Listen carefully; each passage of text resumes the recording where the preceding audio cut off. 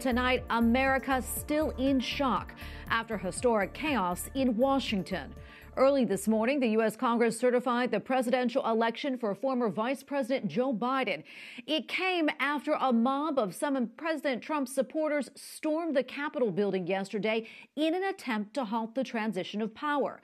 Authorities say 4 people died during the violence, including 1 woman who was shot and killed. Correspondent Mark Irons starts our team coverage.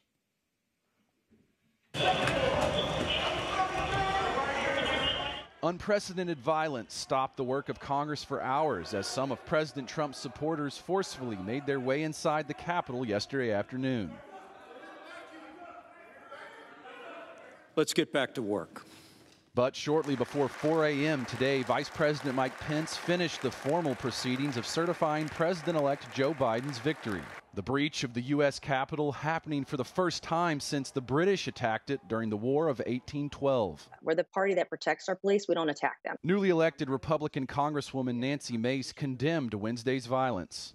What happened yesterday is because millions of people across the country were misled by Republicans and by the administration that members of Congress could overturn and usurp the Electoral College in a single vote to object yesterday. And that's simply not true. Lawmakers were evacuated during the frantic scene. And I happened to have the TV on, and I realized that they were literally right outside my door.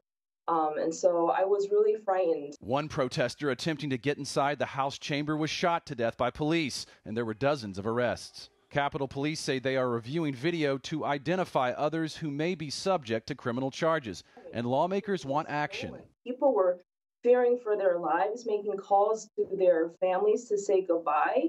A message must be sent. There must be ramifications. There must be consequences for yesterday's actions.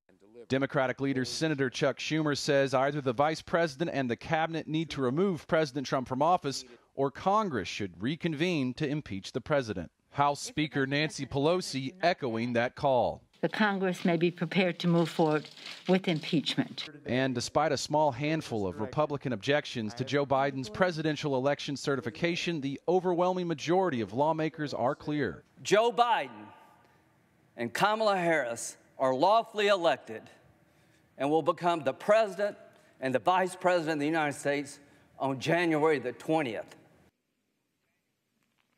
And that was Mark Irons reporting for us tonight. Mark also tells us today the first Republican lawmaker to add his voice to Democratic calls to remove President Trump from office. Congressman Adam Kinzinger said, quote, "The president caused this. The president is unfit. The president is unwell."